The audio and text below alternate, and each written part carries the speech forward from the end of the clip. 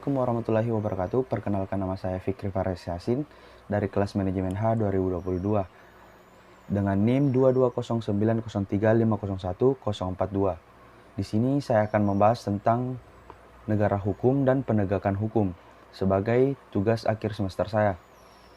Nah, langsung saja pengertian negara hukum. Secara sederhana, yang dimaksud negara hukum adalah negara yang menyelenggarakan kekuasaan, pemerintahannya didasarkan atas hukum.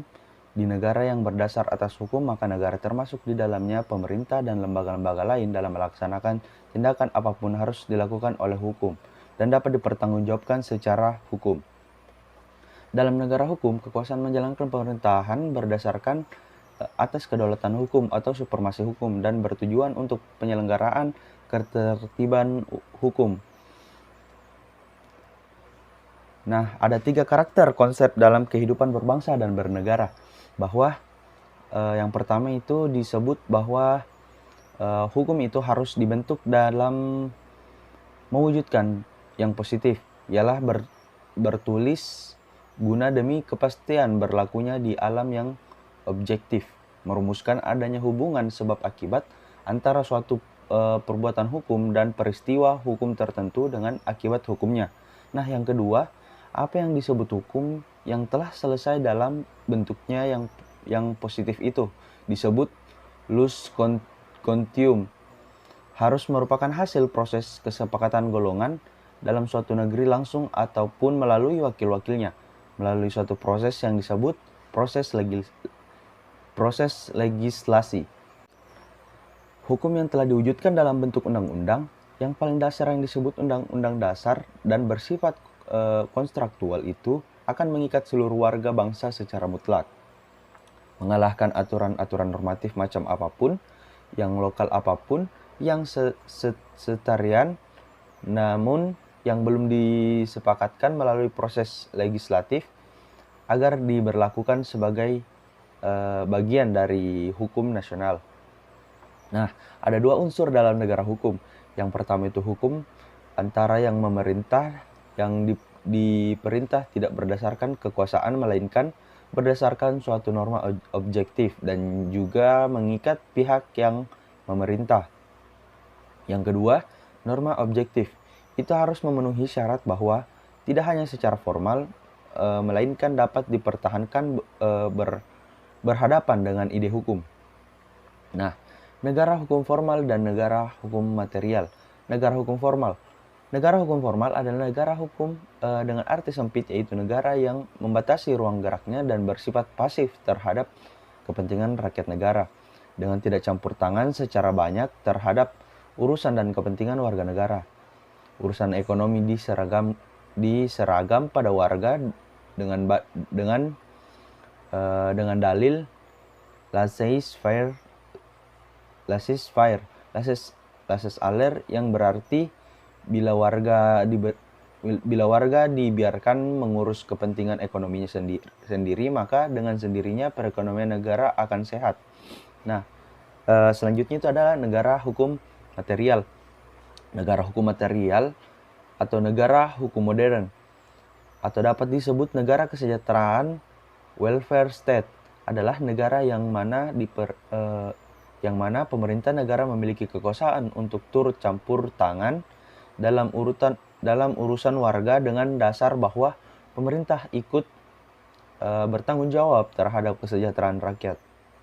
Negara bersifat aktif dan mandiri dalam upaya membangun kesejahteraan rakyat. Nah, yang selanjutnya itu adalah ciri-ciri negara hukum.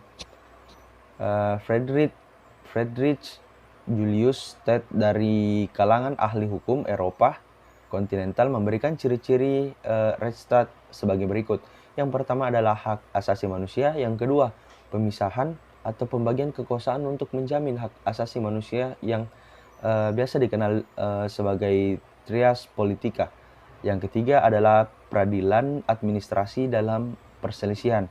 Dan yang terakhir, pemerintah berdasar peraturan-peraturan. Nah, Afdile dari kalangan ahli hukum Anglo-Saxon memberi ciri-ciri rule of law sebagai berikut. Yang pertama itu supremasi hukum. dalam arti tidak boleh ada kewenang-wenangan sehingga seseorang hanya boleh dihukum jika melanggar hukum. Yang selanjutnya itu kedudukan yang sama di depan hukum baik bagi rakyat biasa maupun penjahat. Maaf, bukan penjahat tapi pejabat. Yang selanjutnya itu terjaminnya hak-hak manusia dalam undang-undang atau keputusan pengadilan. Nah, sedangkan menurut Mustafa Kamal Pasha tahun 2003 menyatakan adanya 3 ciri khas negara hukum, yaitu sebagai berikut. Yang pertama, pengakuan dan perlindungan terhadap hak asasi manusia. Yang kedua, peradilan yang bebas dari pengaruh kekuasaan lain atau tidak memihak. Yang ketiga, legalitas dalam arti hukum dalam segala bentuknya.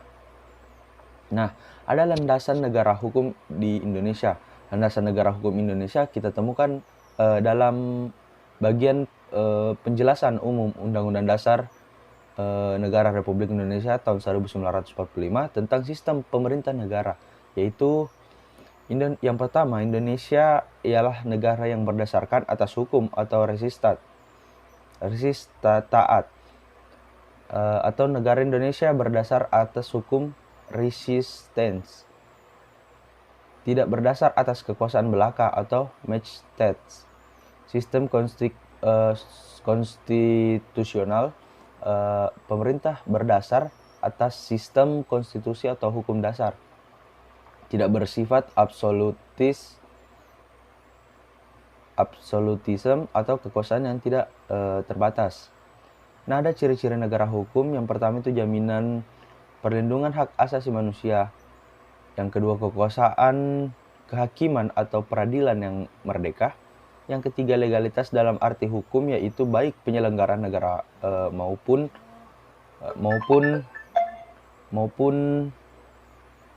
warga negara dalam bertindak berdasar atas dan melalui hukum, atau MPR RI tahun 2012.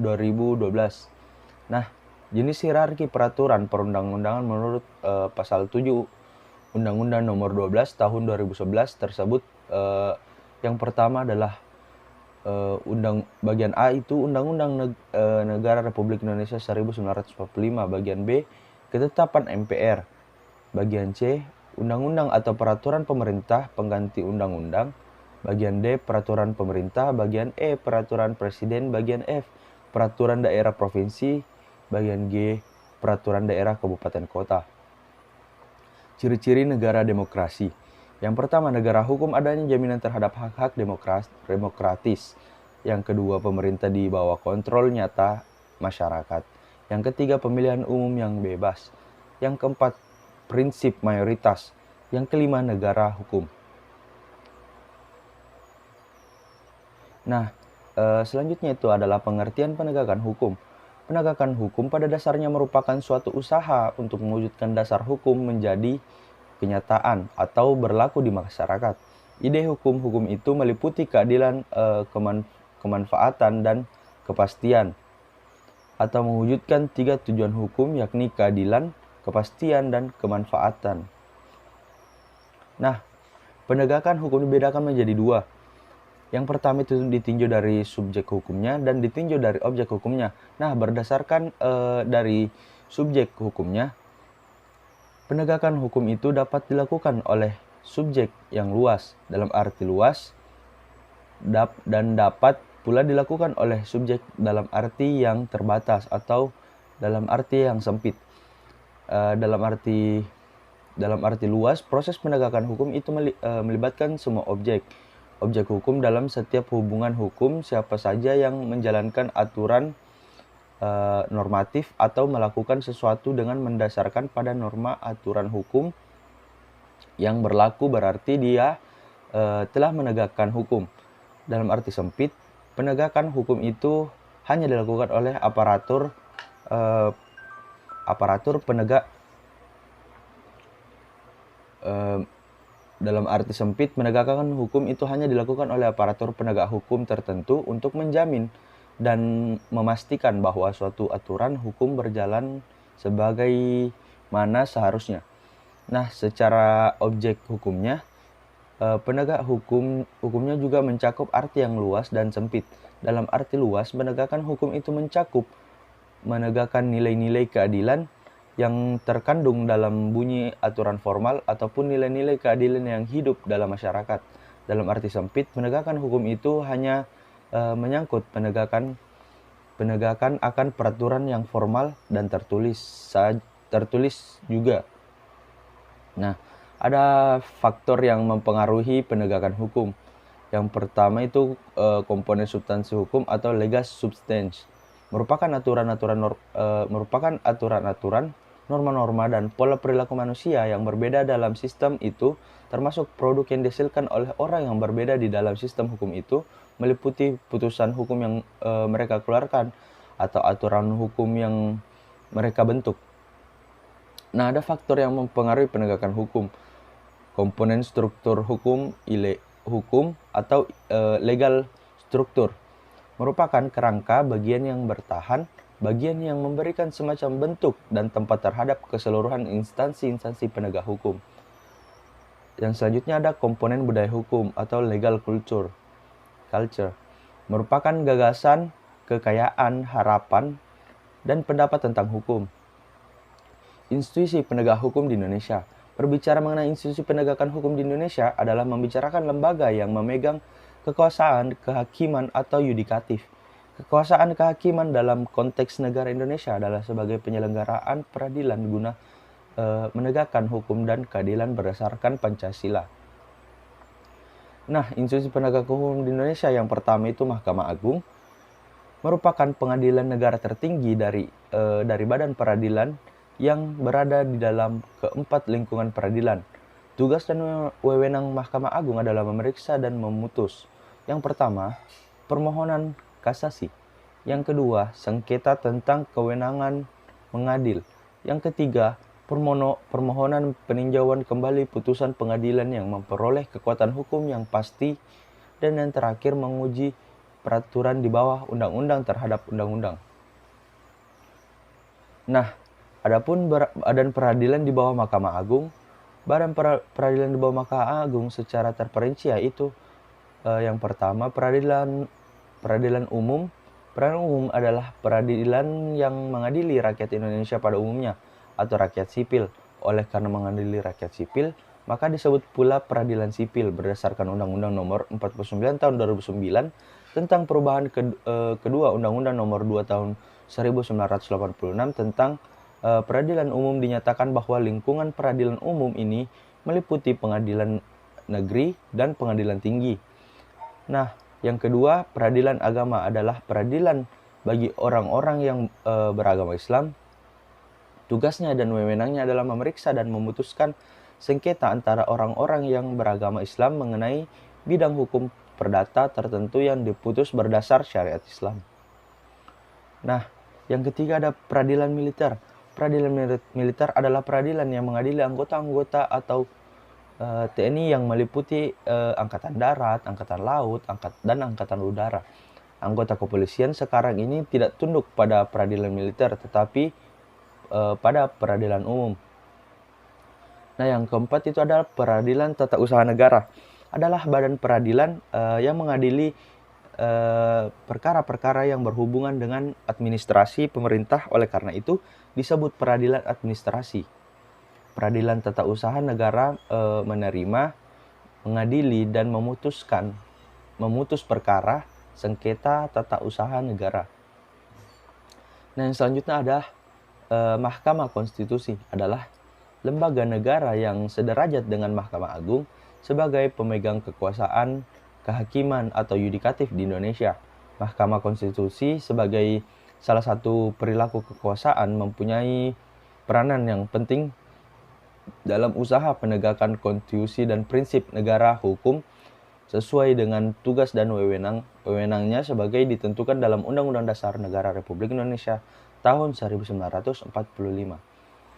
Aparat penegak hukum di Indonesia, aparat penegak hukum menunjuk pada orang yang bertugas menegakkan hukum. Penegak hukum adalah seseorang yang diberikan wewenang oleh peraturan perundang-undang untuk melakukan penyelidikan, penyidikan, penuntutan, peradilan, atau pembelaan.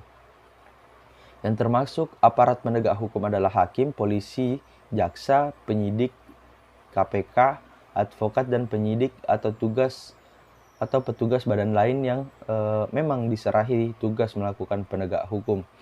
Misal, petugas Direktorat Jenderal Imigrasi. Mungkin cukup sekian yang dapat saya sampaikan tentang negara hukum dan penegakan hukum. Lebih dan kurangnya mohon dimaafkan. Wassalamualaikum warahmatullahi wabarakatuh.